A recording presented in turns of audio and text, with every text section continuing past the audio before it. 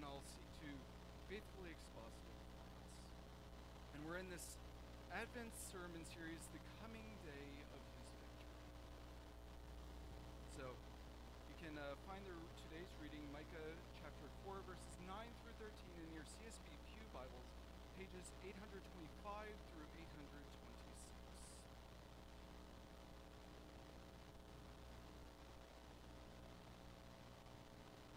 Now, why are you shouting loudly? Is there no king within you? Has your counselor perished so that anguish grips you like a woman in labor?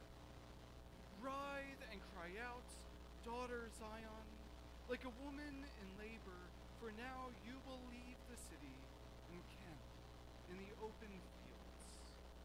You will go to Babylon. There you will be rescued.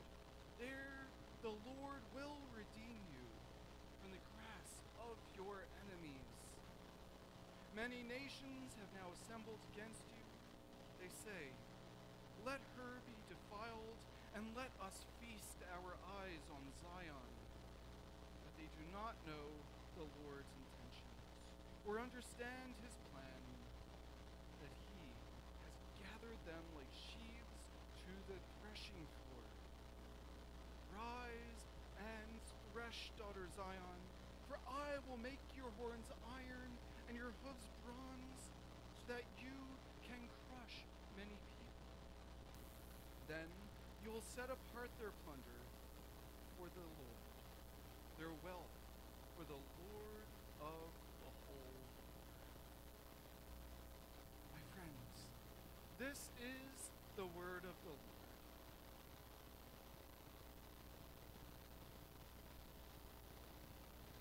Well, that was quite the reading. How does this have to do anything with the hope of Advent that we are seeking to live into during the season? Well, hopefully you will remember last week as we were preaching through the prophet Micah, chapter 4, verses 1, all the way through to verse 8.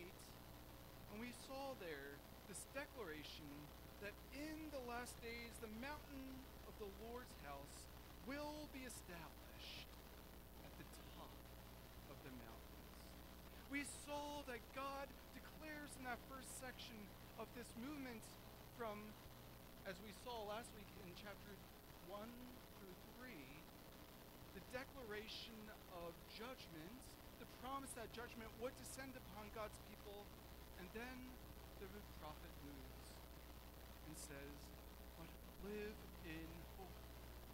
God will bring about his promise that you will live under his reign, that Zion will be reestablished. And there we saw that Zion is not meant to be the literal earthly Zion, but it points to God's reign from heaven. The Messiah would come and establish his reign, and it would be an eternal reign because it's not the reign of an earthly king whose reign would end with his life, but Jesus is the one who can reign eternally because he lives forever and he reigns from the eternal throne. So what do we do now? Well, the prophet now moves us back into that sense of impending doom. He's relentless, you could say. He gives hope, and then he pulls us back and says, but now remember the judgments that will come. And yet, even as he does that, he draws us into hope. Do any of you like the singer-songwriters Keith and Kristen Getty? They've written so many wondrous contemporary hymns for the church, right? Well, there's this one hymn that I think perfectly captures what's happening not only in today's reading, but throughout this Advent season, what we are living in hope of. And it's the hymn, This Is My Father's World, that they sing. And right in the center of the hymn, there's this glorious section where they sing, "This is my Father's world, let me ne'er forget, that though the wrong seems oft so strong, God is the ruler yet. This is my Father's world, why should my heart be sad? The Lord is King, let the heavens ring, God reigns, let earth be glad." This is the type of song that Christians sing, even in the midst of darkness. Right? There's a reason Advent happens in the midst of the darkest part of the year. The days are shorter, the night draws in quicker. And yet, we live in hope and we declare triumphantly against the darkness, the Lord reigns. I live in hope of his reign breaking into this world. I live in hope of the fact, or in the fact of the hope that Jesus came already and he is coming again. And so even as the prophet Micah says, now, over and over again, and each now declares another promise of judgment, another promise of abandonment. Practically the same breath, God says, you will be judged, but you will also be redeemed. So let's look at how the prophet does this today. Today's theme is rightfully titled, "The Lord Will Redeem." You probably caught that already in this preface. But as Micah begins his prophecy, he does two things in this next section of it. He offers a cry of defeat, but he also offers a cry. Notice how he does this. Now, why are you shouting loudly? Is there no king within you? Has your counselor perished, so that anguish grips you like a woman in labor? That now, like I've already highlighted, pulls our attention back into the current crisis that we read in Micah chapter 3, verse 12. Therefore, because of you, Zion will be plowed like a field. Jerusalem will become ruins, and the temple's mountain will be a high thicket. That is the judgment. And notice, as in verse 9, the three questions that Micah asks the people of Israel are filled with sarcasm. Why are you shouting so loudly? Is there no king with you? Has your counselor perished, so that anguish grips you like a woman in labor? The people would look and say, of course we have a king. Of course we have a counselor. They're in the king's room. The king's right there. We know we have a king. So yes, they can declare, yes, we have a king. Yes, we have a counselor. And yet, at the same time, even as they declare, yes, we have a king, yes, we have a counselor, they see no hope. We see the utter failure of Israel's leaders, to the point where judgment is descending upon the people because of the fact that the leadership has failed. And how has leadership failed? Anyone willing to take a guess? How did these leaders fail? Why was judgment impending?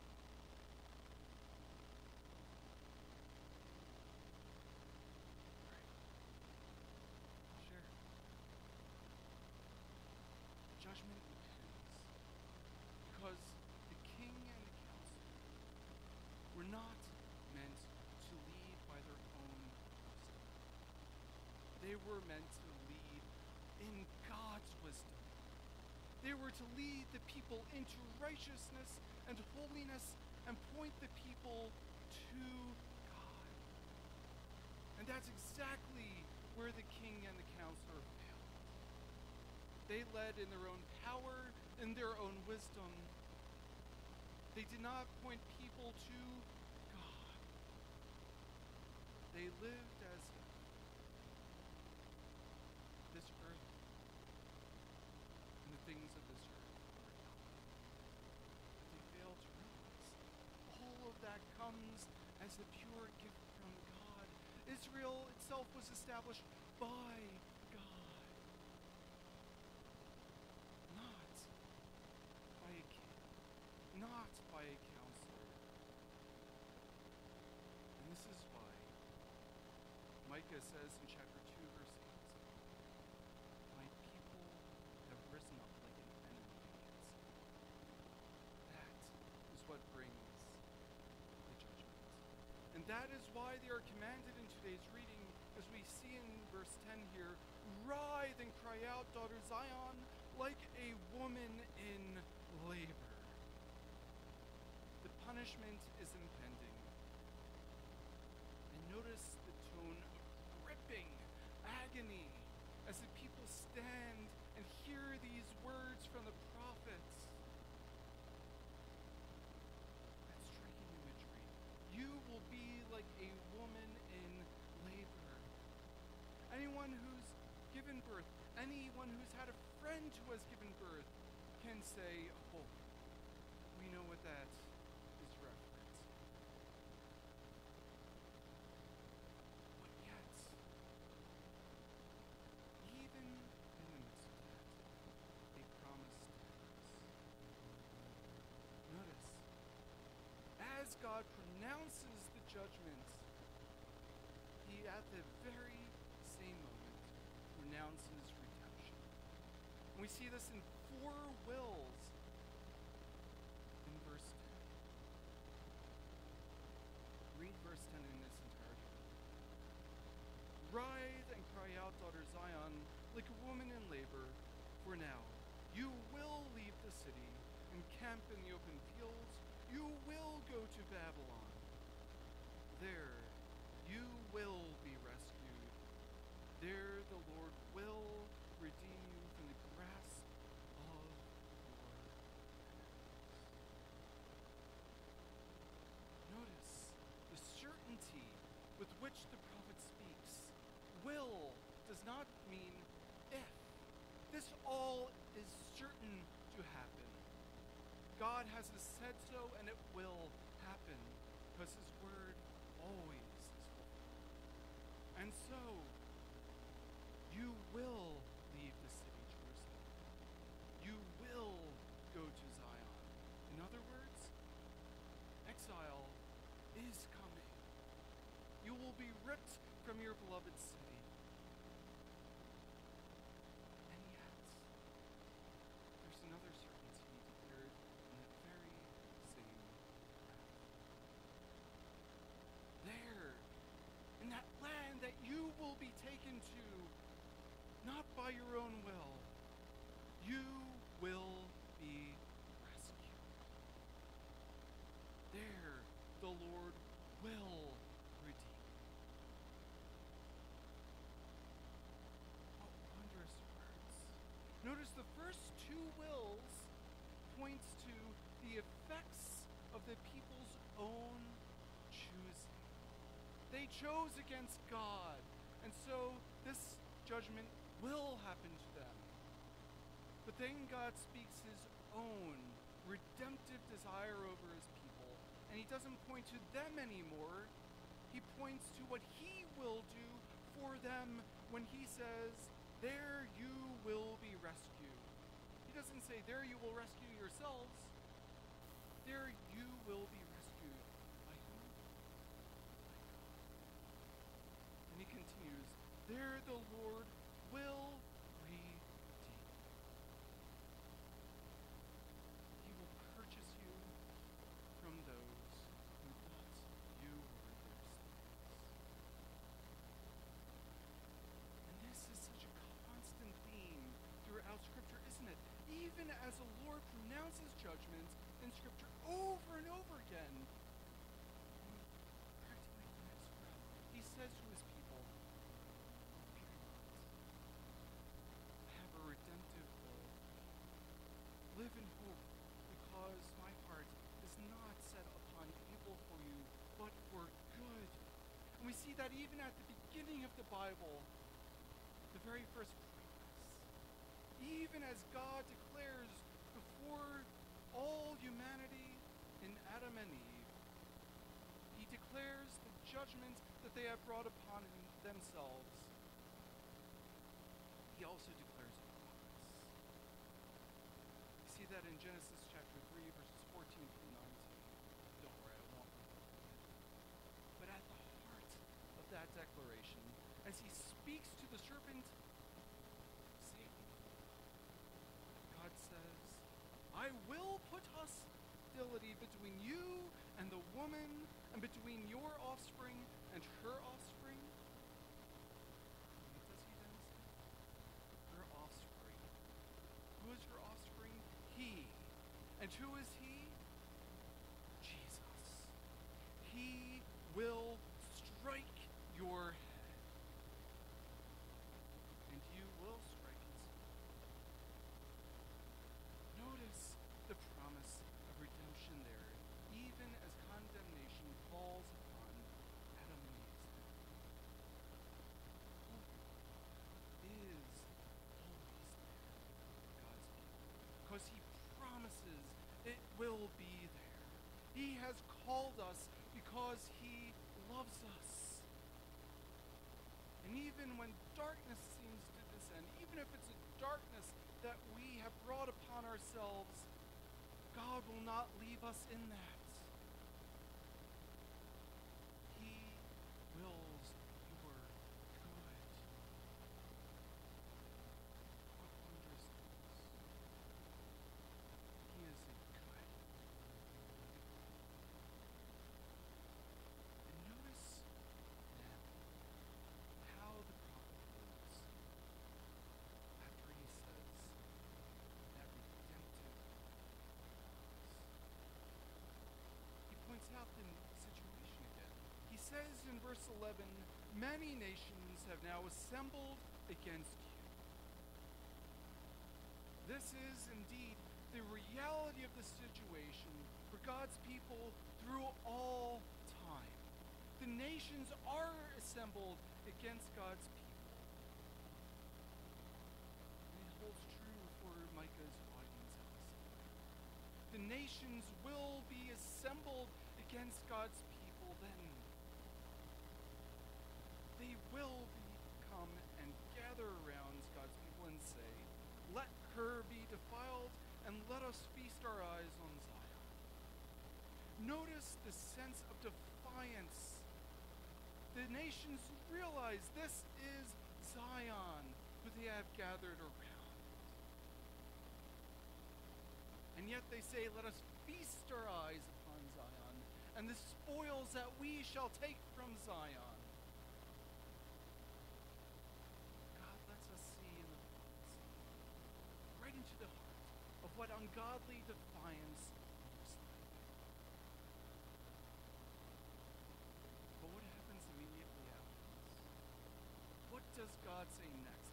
Anyone willing to take a chance on that and tell me what comes after this? That's right. Verse 12. Yes, God has a plan, but they do not know the Lord's intentions or understand his plans. In effect, he has gathered them like sheaves to the threshing floor. He has gathered them. They think they come in their own devices. They think they come in their own wisdom, their own intelligence, their own military might. But know that God has a redemptive plan. And even in that, God says, "My redemption will be worked for you."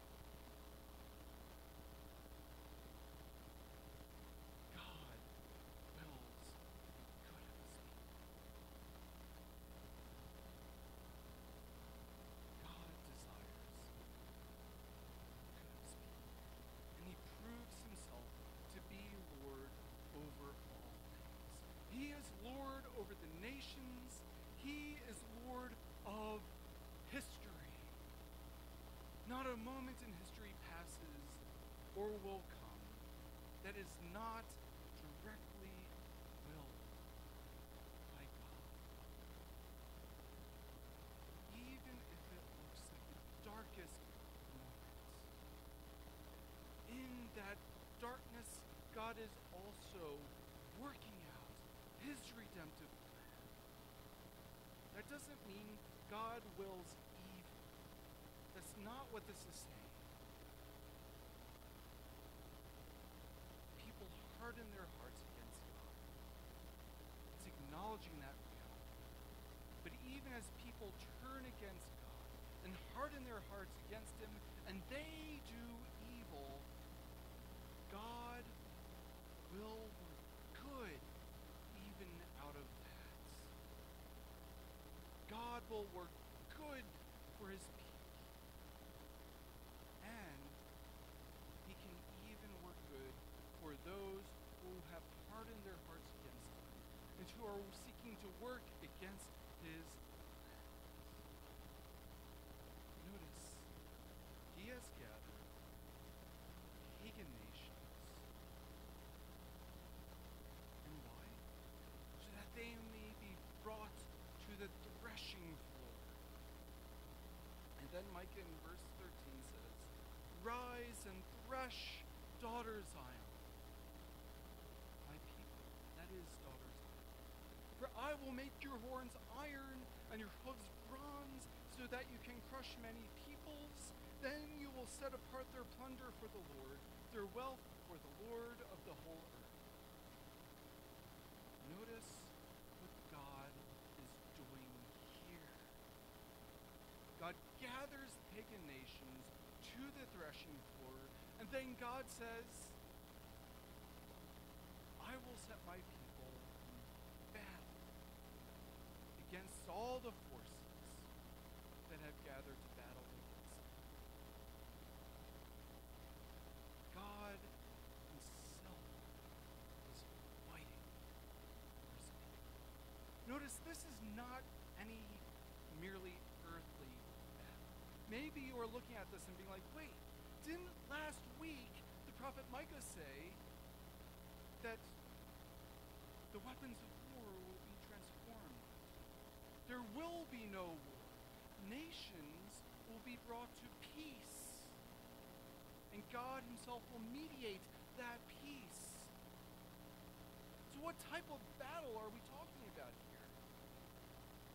Well, I think a careful reading of this text shows us that this is not an earthly battle God is talking about. He's not saying, I'm going to give you weapons, earthly weapons to fight with. Notice the imagery here. It's a spiritual battle. "I will make your horns iron and your hooves bronze, so that you can crush many peoples." It's the language of metaphor that the prophet moves into. He doesn't say he's giving them literal weapons. The people clearly don't have horns. The people clearly don't have hooves. It's meant to be taken as a metaphor, a different type of battle. Just because God says he will bring earthly peace doesn't mean that there isn't a spiritual battle that needs to be fought. That is where the battle truly takes place, because only when the battle takes place on that level will the peace that was prophesied in the first verses of chapter 4, verses 3 through 4, only when it turns to the spiritual battle will that earthly peace be able to be established. God will set his people against the peoples. The Hebrew word there means a group of people who are centered around a religious entity. God will take his people who are gathered around him and set them against those who are gathered around the pagan gods. And he will lead them himself into the battle. And he will give them they need. He will transform his people's very selves so that they can have the wisdom in how to do it. He will give them the power to do it. The word horns there, it means strength. It's a symbol for strength. Your horns will be made into fire. You will be given this hard and steadfast strength as you go out sharing the good news of the gospel with the pagan nations. And you will be given feet which will be like bronze, able to withstand the hardest of soil like these. And you will crush the pagan gods. Why? Because God is with you in its midst. He will guide you in the spiritual battle. It's He Himself will bring the victory. God will crush all the idolatry, all the paganism, all the idolatry that is set against God's people, seeking to draw God's people away. God is working against it. He will not let it have the victory because He is the Lord of Lords. He is the one who has power over all. Pagan gods are nothing.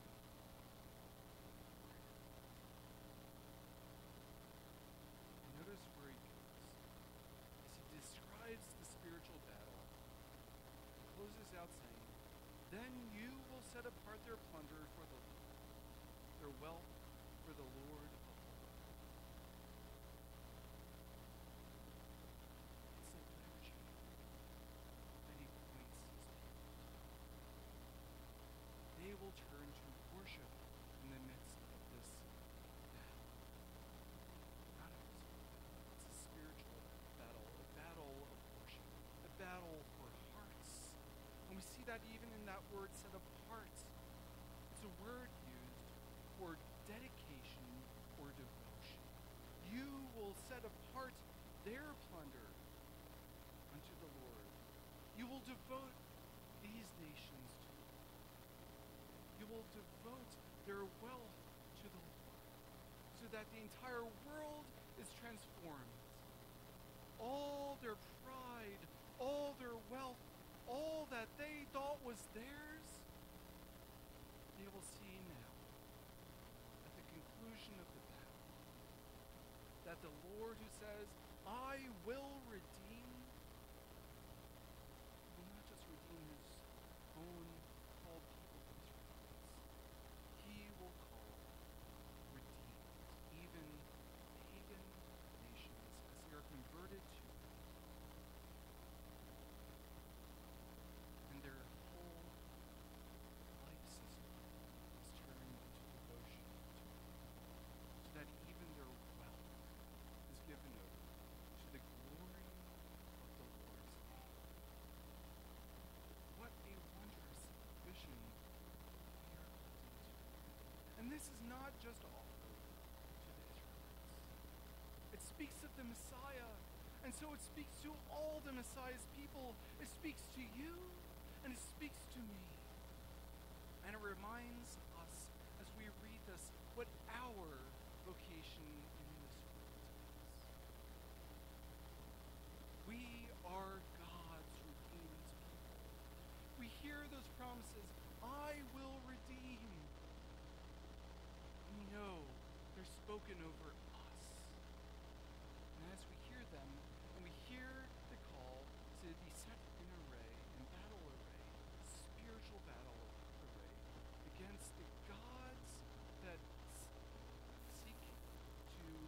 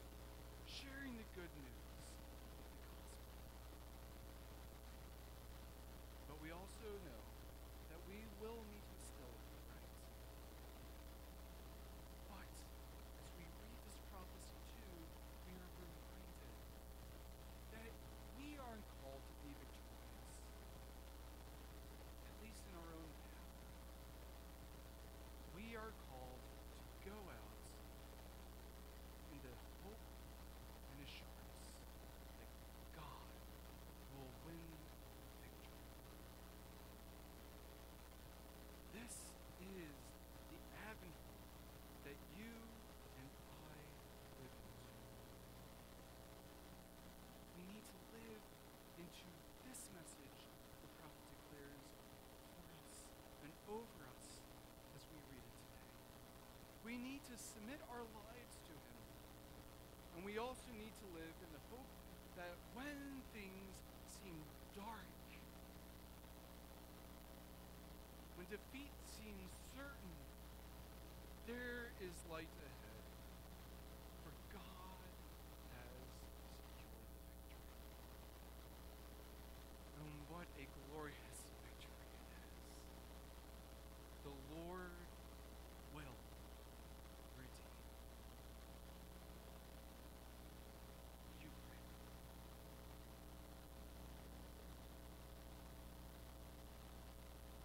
Good Father, we come before you and thank you for the assurance you give us.